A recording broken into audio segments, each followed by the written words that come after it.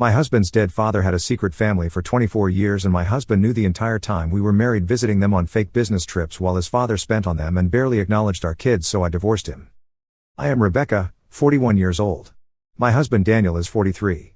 We have been married for 17 years. We live in a small town called Millbrook, about 2 hours from any major city. Our daughter Skylar just turned 15 last month. Our son Noah is 13. Daniel's parents are Helen and Frank. Helen is 67 years old. Frank was 69 when he died 3 weeks ago. For the entire time I knew them, they told everyone that Daniel was their only child.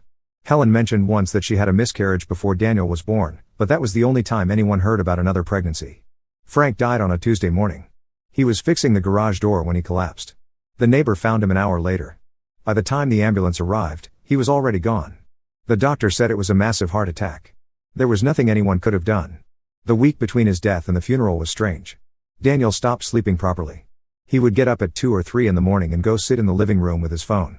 When I asked him what he was doing, he said he was looking at old photos of his dad. But the screen was always dark when I walked in. He would put the phone away quickly and say he was just thinking. Helen called every day, sometimes twice a day. She wanted Daniel to come over and help sort through Frank's belongings. She kept saying there were important papers that needed attention. Daniel went over there 5 times that week. Each visit lasted 3 or 4 hours. When he came home, he barely spoke. He would go straight to the shower and stay there for a long time. I asked him if something was wrong beyond the obvious grief. He said no. He said his mother was just having a hard time and needed support. I believed him because why would I not believe him? The funeral was scheduled for Saturday at the Lutheran church where Frank had been a deacon for 30 years. Frank coached high school basketball for most of his career. He was well known in the community. The church could seat about 300 people, and Helen expected it to be full. Saturday morning arrived. We got dressed in black clothes. Skylar wore a dress I bought her for a school concert last year. Noah complained that his dress shoes were too tight, but I told him to wear them anyway. We drove to the church as a family. Helen was already there, greeting people at the entrance. She wore a black suit with a pearl necklace. Her eyes were red but her makeup was perfect. The service was supposed to start at 10 o'clock. By 9:30, the church was almost full. Former players came. Teachers came. People from the neighborhood filled the pews. I sat in the front row with Daniel, Skylar, and Noah. Helen sat on the other side of Daniel. The casket was closed, covered with white lilies. At 9:55, the pastor walked to the front. He opened his book and looked at the congregation. Everyone settled into their seats. The church became quiet. Then the back door opened. A woman walked in. She looked about my age, maybe a year or 2 younger. She had dark hair pulled back in a bun. She wore a simple black dress. Behind her came 2 younger people. A young woman in her early 20s with the same dark hair. A young man who looked slightly older, maybe 23 or 24. Behind them was an elderly woman with a cane. They walked down the center aisle. Their footsteps echoed in the silence. Everyone turned to look at them. Helen stood up from her seat. Her hand went to her chest. The woman with the dark hair looked directly at Helen. Then she looked at Daniel. Her face showed no expression. She just kept walking. The young woman and young man followed her. They stopped about halfway down the aisle. Helen made a sound that was not quite a scream but close to it. She stepped out of the pew and into the aisle. She pointed at the woman and said something I could not hear clearly. Then she said it louder. She called the woman a name I will not repeat. She said the woman had no right to be there. The woman did not respond. She just stood there. The young man put his hand on her shoulder. Helen started walking toward them. Daniel jumped up and grabbed her arm. She tried to pull away from him but he held on. The pastor came down from the altar. He held up his hands and asked everyone to please calm down. Helen was shouting now. She was saying that these people were not family. She was saying they needed to leave immediately. The woman finally spoke. She said she had every right to be there. She said Frank was the father of her children. The church went completely silent. Helen tried to lunge forward but Daniel and the pastor both held her back. The young woman started crying. The young man put his arm around her. The elderly woman with the cane just stared at Helen with an expression I could not read. Skylar grabbed my hand. She asked me what was happening. Noah was looking at his phone. I told them both to stay seated and be quiet. Daniel was trying to get Helen back to the pew. She was still shouting. She was calling the woman a liar. She was saying this was a trick to get money from the estate. The woman shook her head. She said there was no trick. She said Frank had been part of their lives for 24 years. Someone from the congregation yelled for them to take this outside. The pastor agreed. He asked if everyone could please move to the vestibule to discuss this privately. But Helen refused to move. She said she would not speak to these people at all. The woman looked at Daniel. She said his name. She said she knew this was hard but they needed to talk. Daniel looked at her and then looked away. He did not say anything. That was when I realized he knew. The way he avoided her eyes. The way he was not asking any questions. He already knew who she was. I stood up. I asked Daniel directly if he knew this woman. He did not answer. I asked him again. He finally looked at me. He said yes, he knew her. Her name was Monica. She was someone he dated in college before we met. The young man spoke up. He said Frank had been his grandfather. He said Frank came to his high school graduation. He said Frank taught him how to drive. He said Frank was at his college orientation. Skylar started crying. Noah put his phone away and just stared straight ahead. Helen collapsed into the pew. The pastor called for someone to bring water. I told Daniel we were leaving. He reached for my arm but I pulled away. I told Skylar and Noah to get up. We walked out through the side door. People were whispering as we passed. I heard someone say this was the most dramatic thing that had ever happened at that church. We got to the car. Skylar was sobbing. Noah was not saying anything. I drove us home in complete silence. When we pulled into the driveway, Skylar asked if it was true. She asked if those people were really related to Dad. I told her I did not know yet but we would find out. Daniel came home 4 hours later. I was sitting at the kitchen table. Skylar and Noah were in their rooms. He walked in and stood by the door. He did not take off his jacket. I asked him to explain. He sat down across from me. He said Monica got pregnant during their senior year of college. He said his mother found out and threatened to cut him off completely. She said she would not pay for his graduate school. She said she would not help him with anything ever again if he stayed with Monica. He said his father made a different offer. Frank told him he could stay in the family but he had to break up with Monica publicly. Frank said he would help Monica and the baby financially without Helen knowing. Frank said this was the only way to keep peace in the family. Daniel said he agreed. He said he broke up with Monica and told everyone they were done. But Frank set up a separate arrangement. Frank sent money every month. Frank visited Monica and the babies when Helen was out of town. Frank met the kids regularly at his office or at restaurants far from Millbrook. The young woman was Amber. The young man was Finley. They were both Frank's grandchildren. Frank had been an active grandfather to them. He went to their school events. He helped pay for their college. He bought them cars. He took them on trips. Meanwhile, Daniel married me. We had Skylar and Noah. We lived 30 minutes away from Helen and Frank. We had Sunday dinners with them twice a month. We celebrated every holiday together. And the whole time, Frank was maintaining this other family. Daniel said he visited them too. He said the business trips he took twice a year were actually visits to Monica's city. He said the late nights at the office sometimes included dinner with Finley when Finley was in town for work. I asked him how he could do this for 17 years. He did not have an answer. He said his father convinced him it was the right thing to do. He said his father told him that Helen could never handle the truth. I asked him if he gave them money. He said no. He said Frank handled all of that. I asked him if he bought them gifts. He said yes, sometimes. He said Frank would tell him what to get and he would buy it. I went upstairs. I packed bags for Skylar, Noah, and myself. Daniel followed me and asked where we were going. I said we were going to my sister's house. He said we needed to talk more. I said there was nothing more to talk about right now. We stayed at my sister's house for 5 days. During that time, Daniel called and texted constantly. He said his mother was having a breakdown. He said Monica wanted to meet with me to explain. He said Amber and Finley wanted to connect with Skylar and Noah. I told him I needed time. He said he understood. Then he said something that made me throw the phone across the room. He said maybe this could be a chance for all of us to become one big family now that the secret was out. I have not been back to the house since then. My sister is letting us stay as long as we need. Skylar is not speaking to Daniel. Noah asks questions I cannot answer. Helen has left me 6 voicemails I have not listened to. I do not know what to do next. Update 1: I met with a lawyer 2 days after I wrote the original post. Her name is Sienna. She is in her 50s and has handled divorces for 25 years. I told her everything. She said this situation was unusual but not impossible to navigate. Sienna requested all of our financial records. Bank statements, credit card bills, tax returns, everything going back to when Daniel and I got married. It took me a week to gather everything because some of it was stored at the house and I had to go back when Daniel was at work. Going back to the house was harder than I expected. Everything looked the same. The coffee maker was still on the counter where I left it. Noah's backpack was still hanging by the door. Skylar's volleyball trophy was still on the shelf. But it all felt different. It felt like a house I did not recognize anymore. I took the files from the home office. I also took photo albums because I wanted to look at them more carefully. Then I left before Daniel got home. Sienna and I went through the finances together. That was when we found the first problem. Daniel's salary was about $70,000 a year. But our bank statements showed deposits that were much higher. Every few months there would be an extra $5,000 or $10,000. The notes on these deposits said bonus or commission. Sienna called Daniel's employer. She verified his salary. She asked about bonuses. The HR person said Daniel's position did not include performance bonuses. There was no commission structure. We checked further back. These deposits had been happening for the entire length of our marriage. Sometimes they were small, 2 or 3,000. Sometimes they were larger. We added them up. Over 17 years, there was close to $200,000 that came from somewhere other than Daniel's job. Sienna said this was likely money from Frank. She said we needed to prove it. She filed a request for Frank's financial records as part of the divorce proceedings.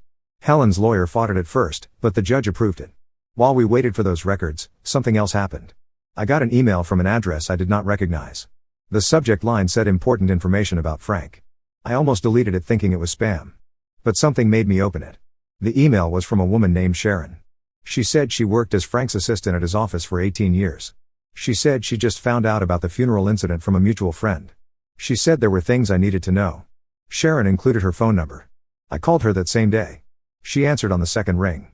Sharon told me she managed a separate email account for Frank. She said he had her send money transfers to Monica twice a month. She said she also booked hotel rooms for when Daniel visited Monica's city. She said she scheduled meetings that were actually cover stories for Frank to visit Finley and Amber. I asked her why she was telling me this now. She said because she felt sick about it. She said Frank told her that everyone involved knew about the arrangement. He said I had agreed to it because I understood it was complicated. He said Helen was the only one who did not know and that was to protect her health. Sharon said she believed him. She said Frank was always kind to her and she trusted him. But after hearing about what happened at the funeral, she realized he had been lying. She said she could not live with herself if she did not tell me the truth. She sent me copies of everything. Email exchanges. Transfer confirmations. Calendar entries. There were hundreds of documents. Sienna said this was exactly what we needed.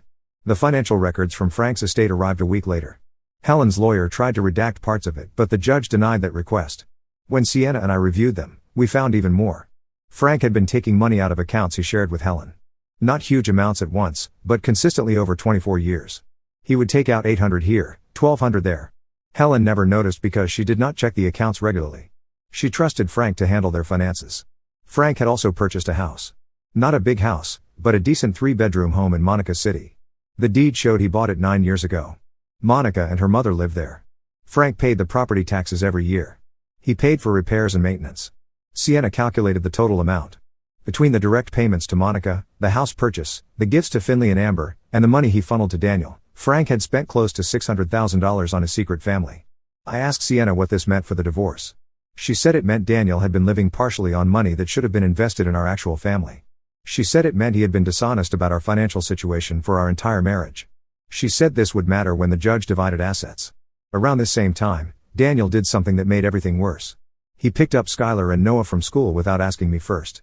My sister and I had enrolled them in the local school district near her house. They were adjusting slowly. Skylar made one friend. Noah was eating lunch alone most days, but he said he did not mind. Daniel showed up at the school at dismissal time. He signed them out claiming he had permission. The school called me, but by then they were already gone. I tried calling Daniel, but he did not answer. I called Skylar's phone. She answered and said Dad wanted them to meet some people. They were at a park. Daniel had brought Finley and Amber. He thought if the kids spent time together, they would bond naturally. Skylar said she did not want to be there. She said Finley kept trying to talk about basketball like they were old friends. She said Amber kept showing her photos on her phone of trips she took with Frank. Noah apparently just sat on a bench the whole time. Finley sat next to him and talked about how Frank taught him to fish. He talked about how Frank came to his robotics competitions. He talked about how Frank helped him pick out his first car.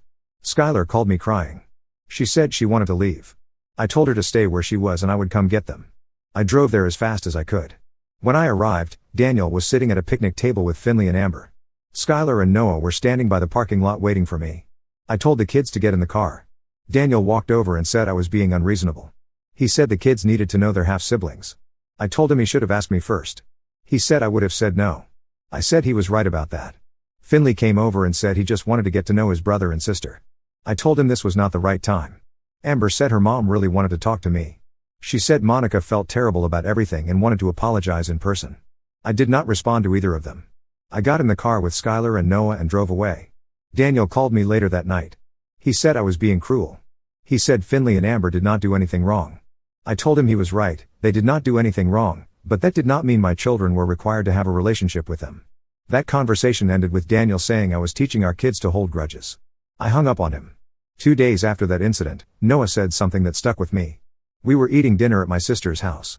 Just the three of us because my sister was working late. Noah was pushing food around his plate. Then he asked if Frank liked Finley more than him. I asked him why he would think that. He said because Finley got to do all those things with Frank. Fishing and robotics and car shopping. Noah said Frank never did any of that with him. Noah said Frank only came to one of his baseball games and left early. Skylar said Frank came to her volleyball games sometimes, but he always sat in the back and never said much.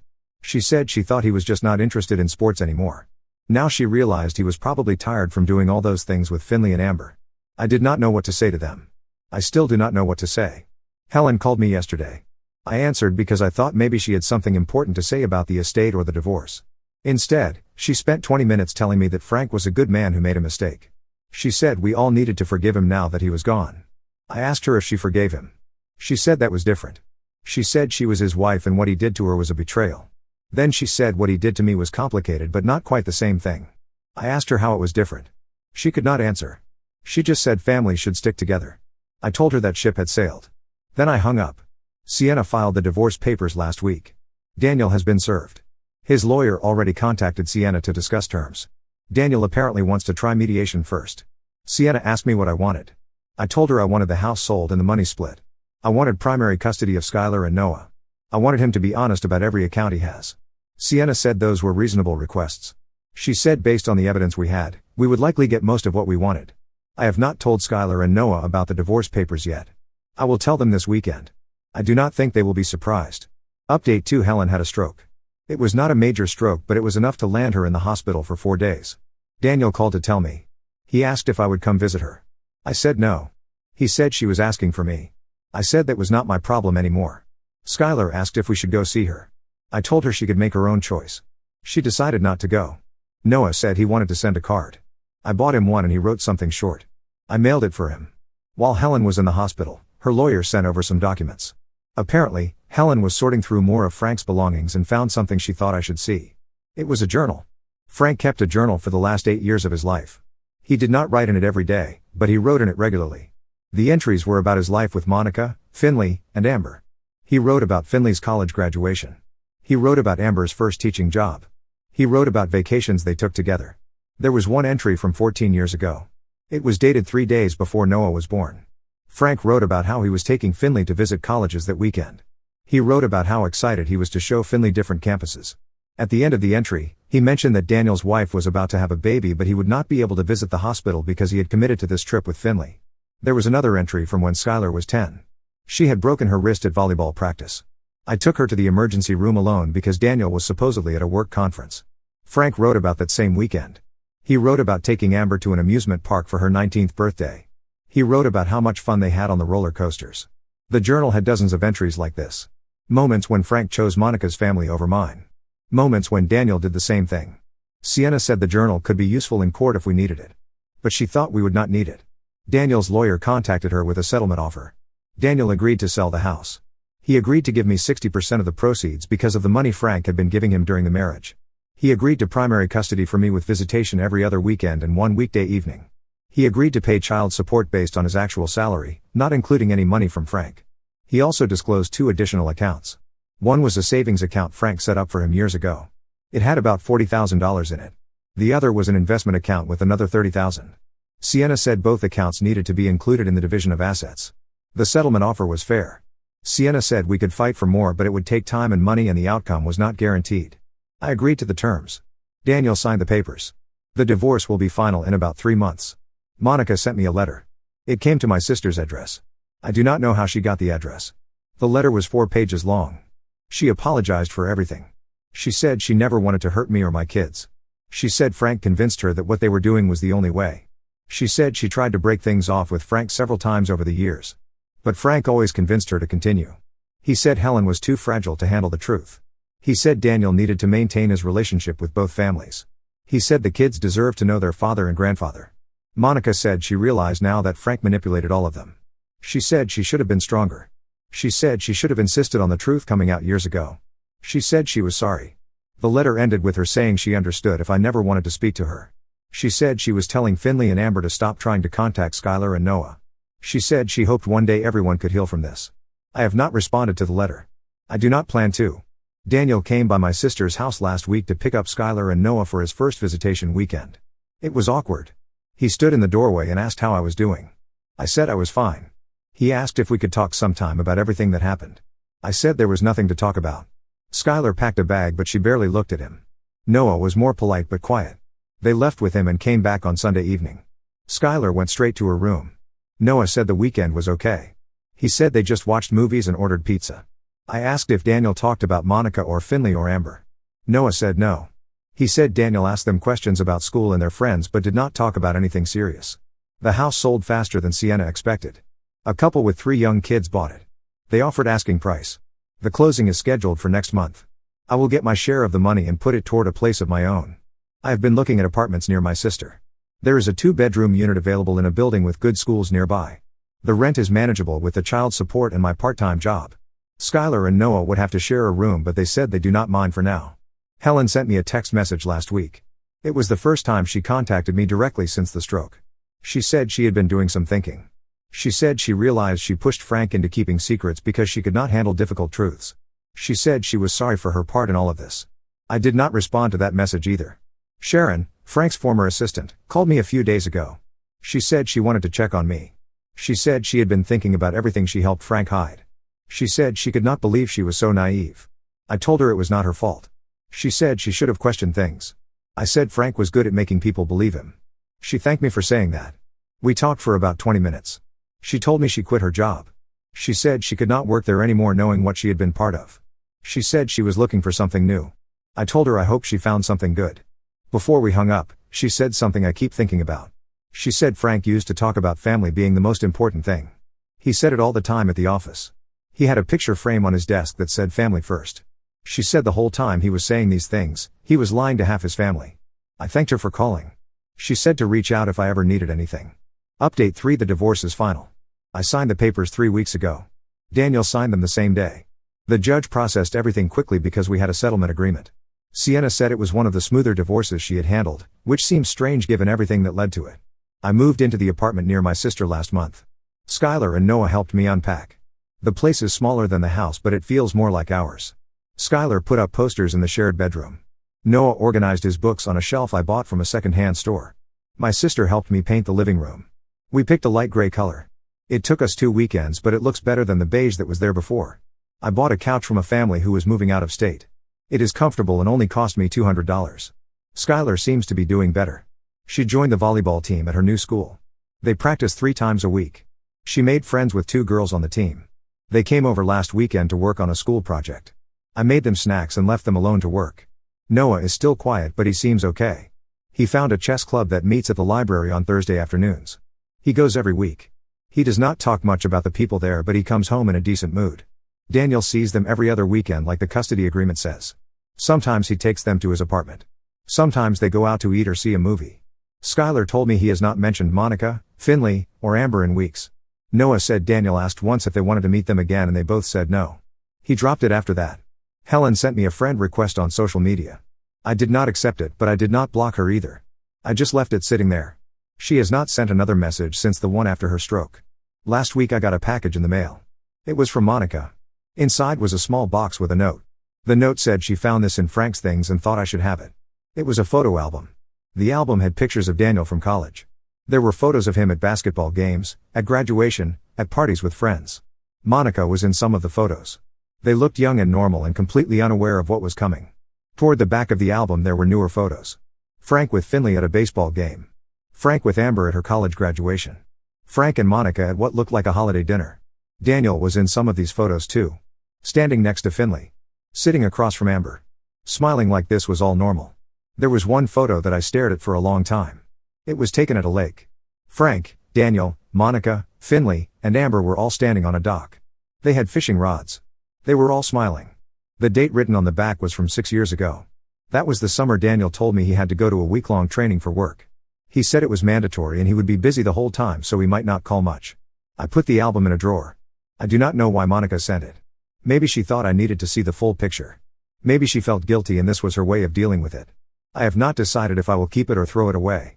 Skylar found the album a few days after it arrived. She looked through it without saying anything. Then she closed it and asked why Monica would send this. I told her I did not know. She said it felt mean.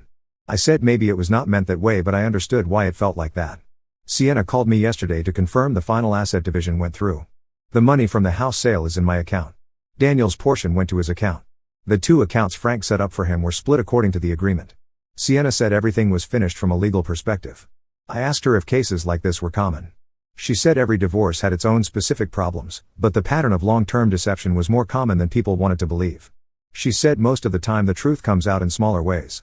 She said the funeral confrontation was dramatic, but at least it meant I did not waste more years not knowing. I thanked her for everything she did. She said I made her job easy by being organized and reasonable. She said she wished me well. Noah asked me last night if I was mad at Frank. I told him Frank was gone, so being mad at him did not change anything. Noah said he was still mad. He said it was not fair that Finley got all that time with Frank and he barely got anything. I told him he was right, it was not fair. Skylar said she was not mad anymore. She said she just felt tired thinking about it. She said she wanted to stop talking about Frank and Daniel and all of it.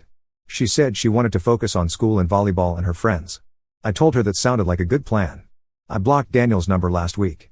He has the kids' phone numbers if he needs to reach them about visitation. He has Sienna's number if there is a legal issue.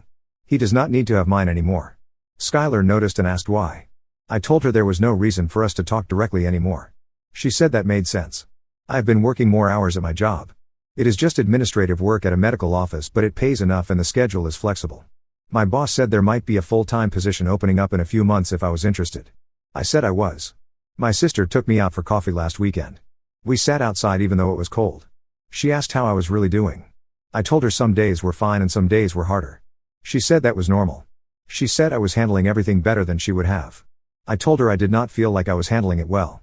I told her I still got angry sometimes about the fishing trips and the college visits and all the time Frank spent with Finley and Amber while barely acknowledging Skylar and Noah. She said anger made sense. She said I did not have to be over it just because the divorce was final. We sat there for a while not saying much. Then she asked if I would ever consider dating again. I said no. She said I might change my mind eventually. I said maybe, but I could not imagine it right now. She said that was fair. I still have the journal Helen sent me. I have not read through all of it. Every few weeks I flip through a few pages. There are entries about Finley's first job. Entries about Amber's wedding planning. Entries about trips to the beach and dinners at nice restaurants. There is one entry from 2 years ago that mentions Skylar. Frank wrote about how Daniel told him Skylar made the honor roll. He wrote 1 sentence about it. Then he wrote 3 paragraphs about Amber getting promoted at work. I keep thinking about putting the journal in the trash, but I have not done it yet. Maybe I need it as proof that I am not making this up in my head. Maybe I just need to know it existed in writing. Skylar graduates high school in 3 years. Noah graduates in 5. I am trying to focus on getting them to those points. Making sure they have what they need. Making sure they know they were not the second choice even though Frank and Daniel made them feel that way. Daniel sent a text to Skylar last week asking if she wanted to get dinner, just the 2 of them. She showed me the message and asked what she should say. I told her it was up to her. She said she did not want to go. She texted him back and said she was busy with school. He responded with an okay and a sad face emoji. She deleted the thread after that. I have not heard from Monica again. Finley sent Noah a friend request on social media a few weeks ago. Noah declined it. He said he did not want to see posts about Finley's life. He said it would just make him think about all the stuff Frank did with him. I told him that was understandable. The apartment is quiet most evenings. Skylar does homework. Noah reads or plays games on his computer. I cook simple dinners or order food. We eat together at the small table in the kitchen. Sometimes we talk about their day. Sometimes we just eat. This is what life looks like now. It is smaller and quieter than before. There are no more Sunday dinners with Helen and Frank. No more pretending everything is fine. No more waiting for Daniel to come home from business trips that were not really business trips. I am not going to say I am better off or that this was meant to happen or any of that. I am just living in the reality that exists now instead of the fake version that existed before. Skylar and Noah are doing the same. We are figuring it out as we go. Now let's move to the next story. Story 2. My 14-year-old nephew demanded I stop managing his school life because I missed one dress-up day, so I did. He immediately failed multiple classes, missed field trips, and eventually broke down about the guilt he'd been carrying since his mother's car accident. I'm Maya, 38F, and I need some perspective on this situation with my nephew Henry, 14M. I've been his primary caretaker alongside my brother Tom, 41M, for the past 9 years after his mother passed away in a car accident when he was 5. Tom works as an electrician and his schedule means he's often out on job sites during school hours, so I naturally took over most of the administrative stuff for Henry. Let me give you some background. When Henry's mom died, I was 29 and single, working as an office manager with flexible hours. Tom was completely lost trying to navigate single parenthood while grieving his wife. I stepped in to help with school pickups, doctor appointments, and all the paperwork that comes with raising a kid. Over the years, this evolved into me basically running Henry's entire academic and social calendar. I handle everything school-related for Henry. I keep track of spirit weeks, pajama days, and theme days. I coordinate with teachers about projects and field trips.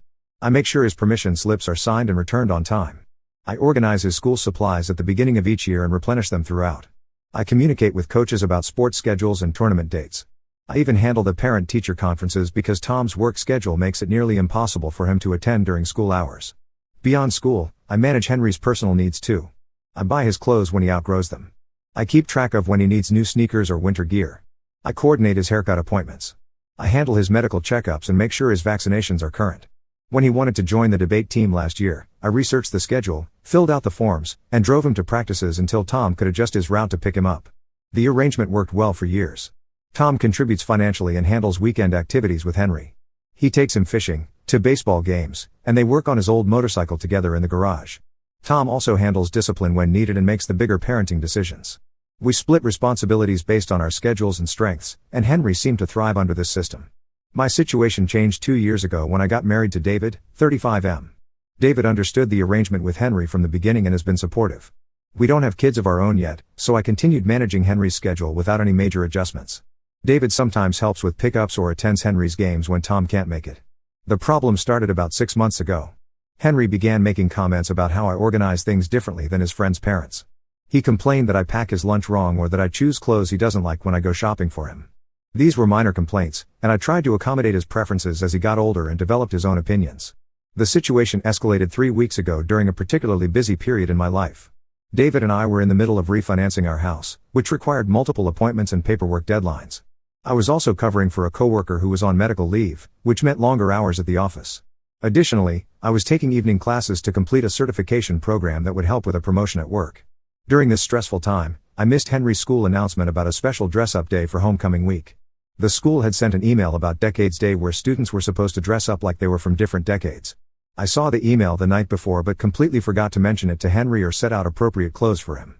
Henry went to school in his regular clothes while most of his classmates were dressed up as hippies, disco dancers, or wearing 80s outfits.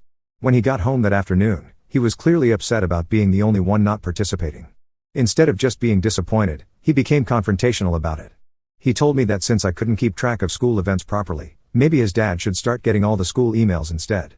He said I obviously had too much going on to pay attention to his school stuff, and it would be better if his dad handled everything directly. He suggested that I forward all his school-related emails to Tom so there wouldn't be any more mix-ups. What bothered me most was his tone and approach.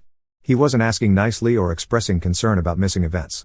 He was essentially telling me I wasn't competent enough to handle the responsibilities I'd been managing successfully for 9 years. One missed email during an unusually hectic period somehow negated nearly a decade of reliable support. I tried to explain that I was going through a busy time and that missing one announcement didn't mean I couldn't handle his school coordination. I apologized for the oversight and assured him it wouldn't happen again. But Henry continued arguing that his dad should take over because I clearly couldn't manage everything properly anymore. The conversation became more heated when I pointed out that Tom's work schedule hasn't changed, and he would face the same challenges I occasionally do with timing and availability. Henry insisted that his dad would do a better job and that I should stop trying to control everything about his school life. This argument happened on a Wednesday evening. By Friday of that same week, Henry had apparently forgotten to turn in a history project that was due, and he came home complaining that his teacher was being unfair about late penalties. When I asked if he had written down the due date in his planner, he admitted he hadn't been using the planner I bought him at the beginning of the school year. The following Monday, Henry asked me to email his English teacher about extending a deadline for a book report because he had confused the dates. When I pointed out that he had just demanded his dad take over school communications, he said this was different because it was urgent and his dad was at work. Yesterday was the final straw.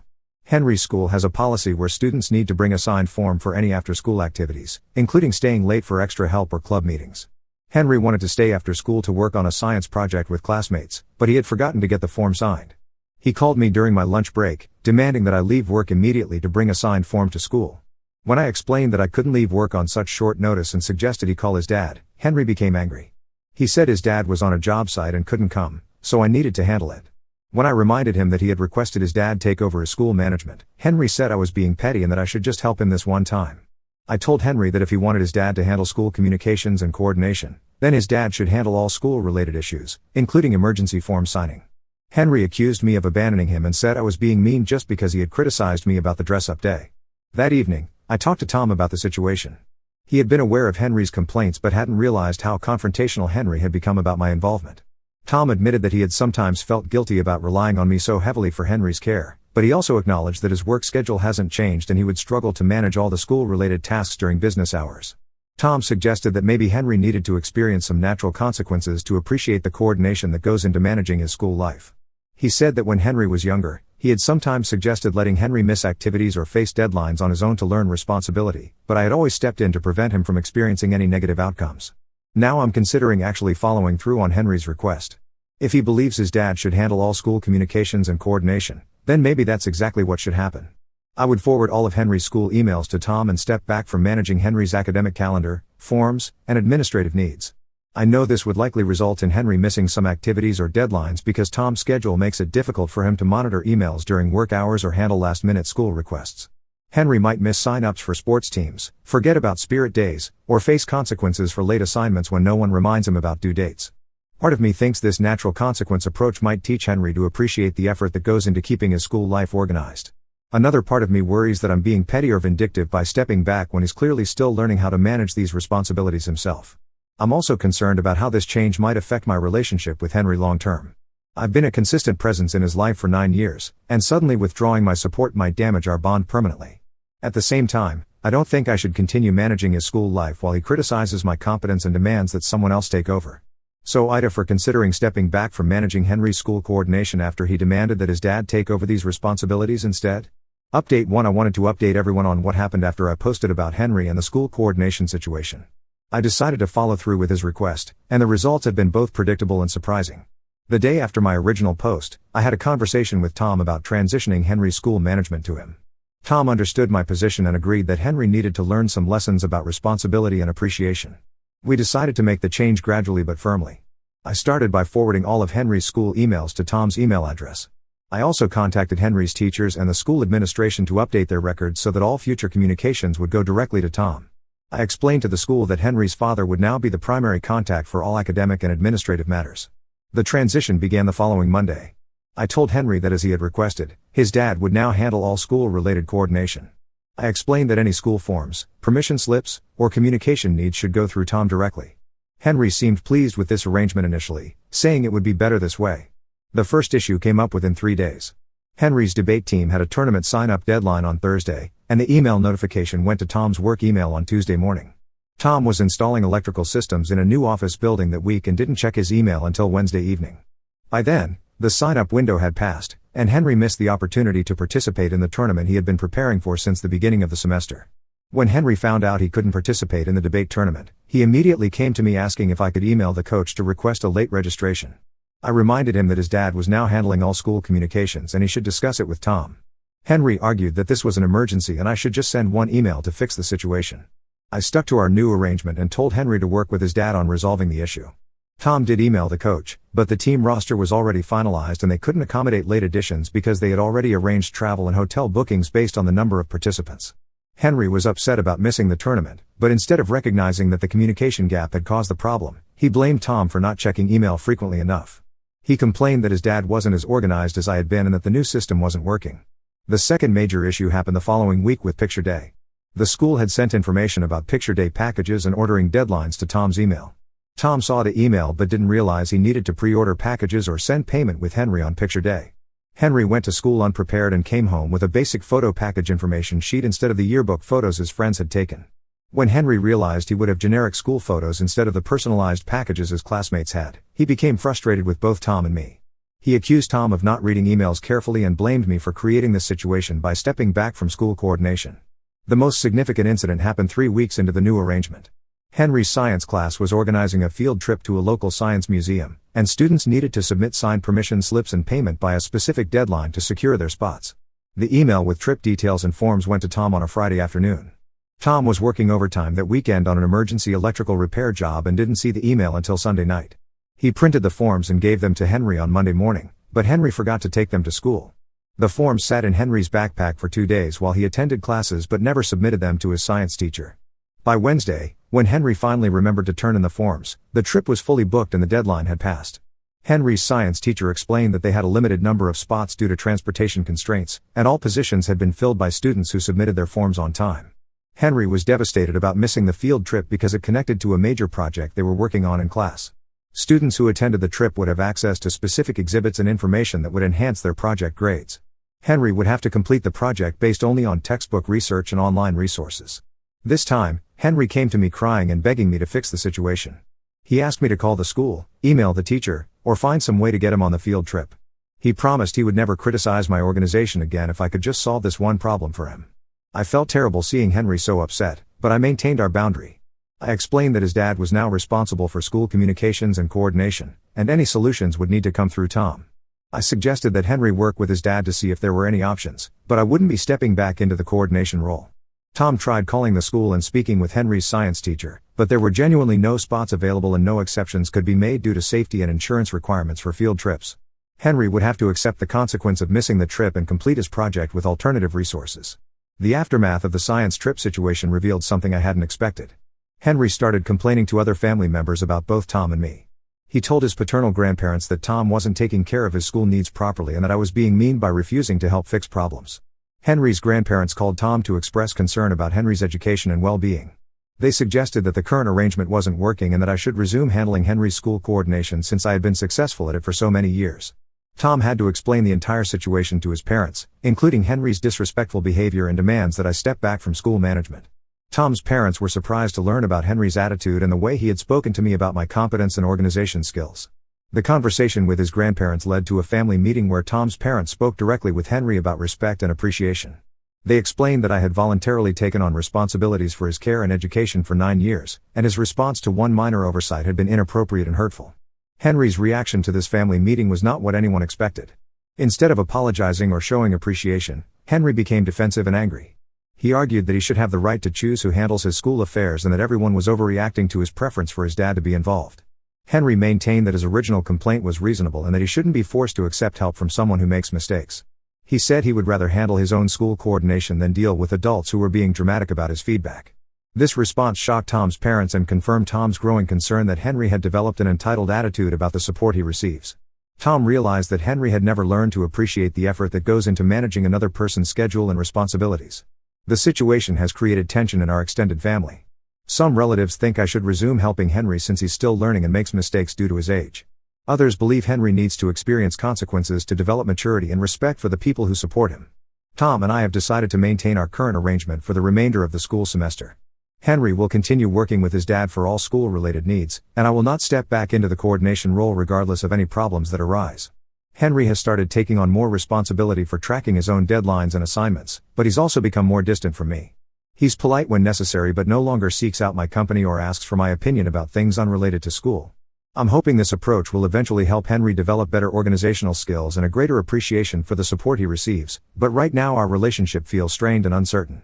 Update 2: I need to share what's been happening since my last update because the situation has taken some unexpected turns that have really opened my eyes to bigger issues in our family dynamic. About a month after my last post, Henry's behavior started affecting his relationship with Tom in ways none of us anticipated.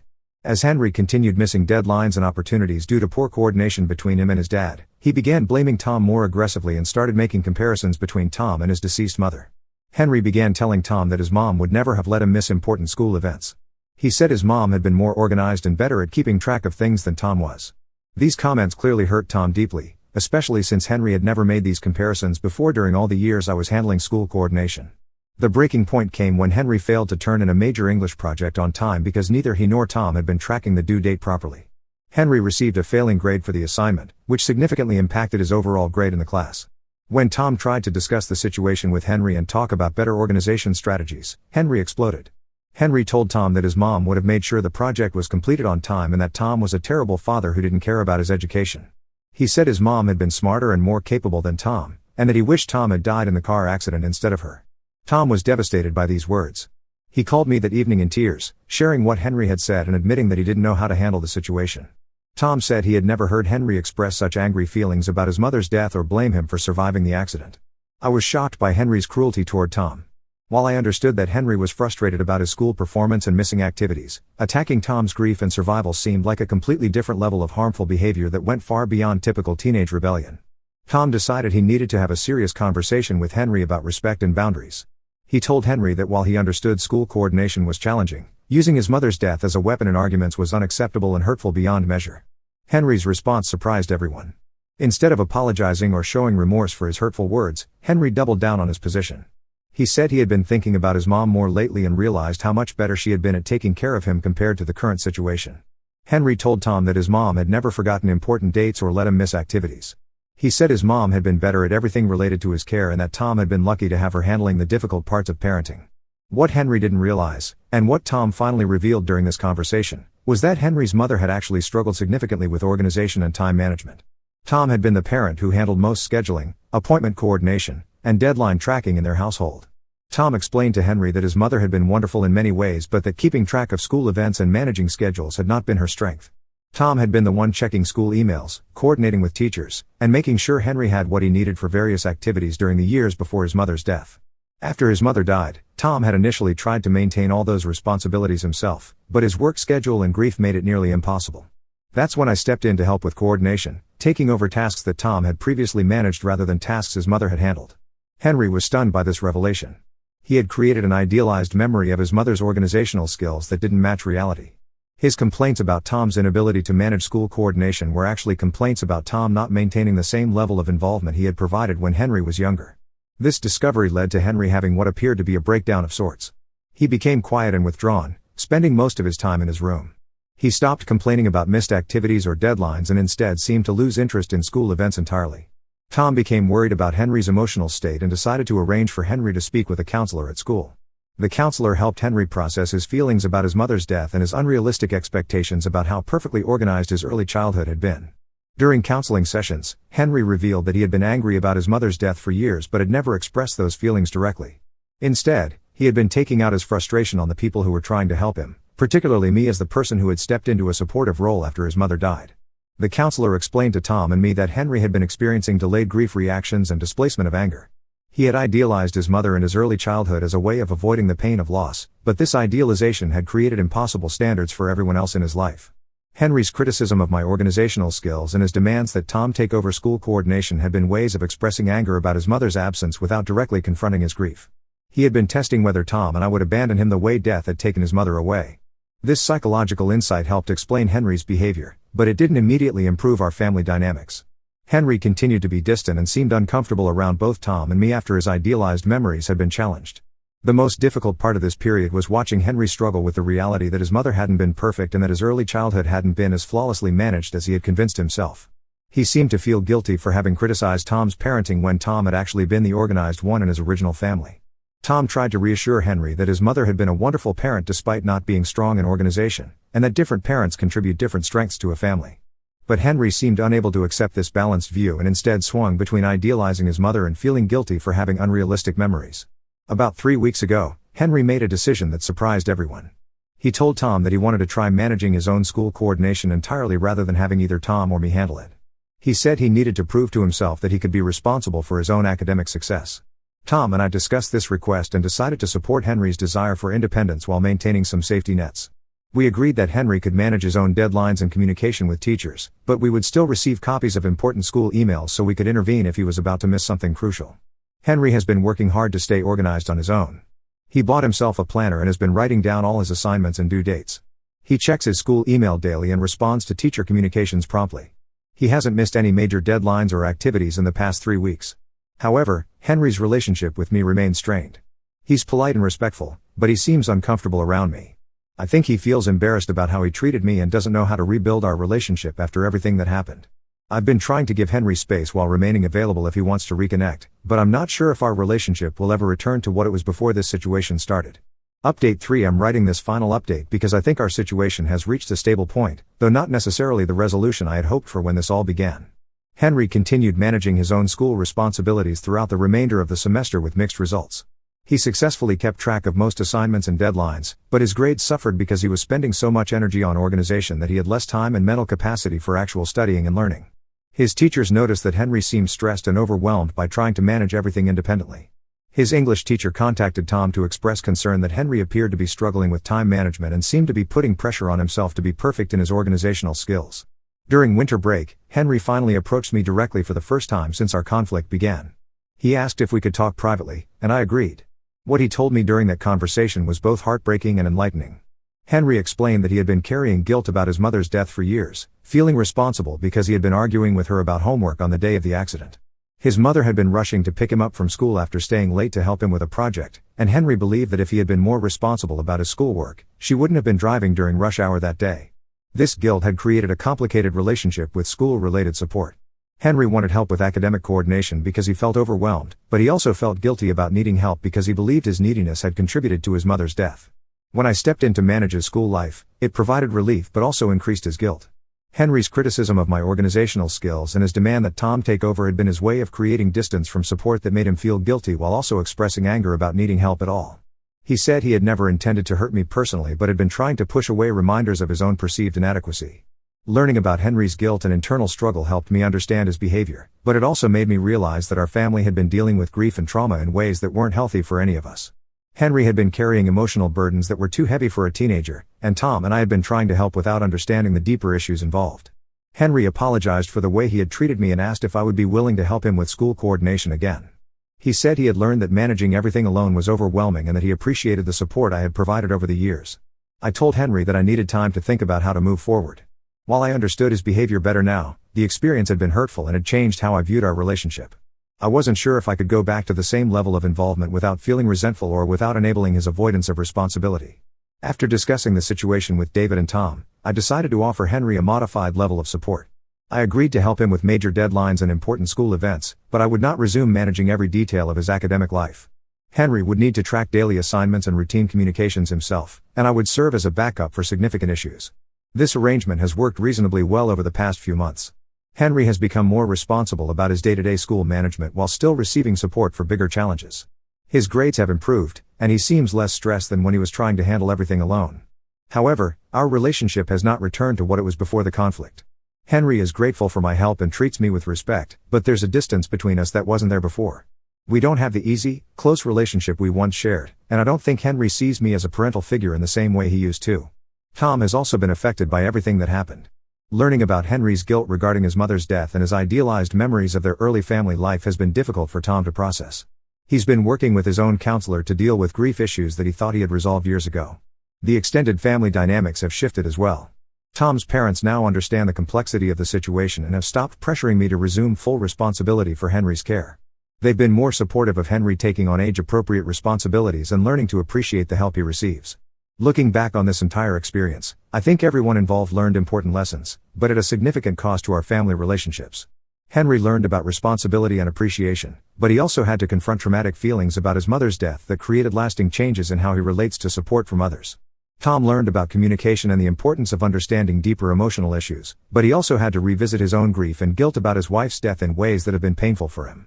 I learned about boundaries and the difference between helping someone and enabling them to avoid responsibility. But I also learned that stepping back from a relationship to teach lessons can create permanent changes that might not be reversible. If I had to do this situation over again, I think I would have tried to address Henry's underlying grief and guilt issues before implementing consequences related to his behavior. The lessons about responsibility and appreciation were important, but they came at the cost of damaging relationships that had been strong and supportive for many years. Henry is now 15 and continuing to manage most of his school responsibilities independently. He's mature and capable, but he's also more guarded and less likely to seek help when he needs it. Our family functions well enough, but we've lost some of the closeness and trust that made us feel like a strong unit. I still care deeply about Henry and want the best for him, but I'm no longer willing to sacrifice my own boundaries and well-being to provide unlimited support. This has been a difficult but necessary lesson for all of us about the importance of mutual respect in family relationships.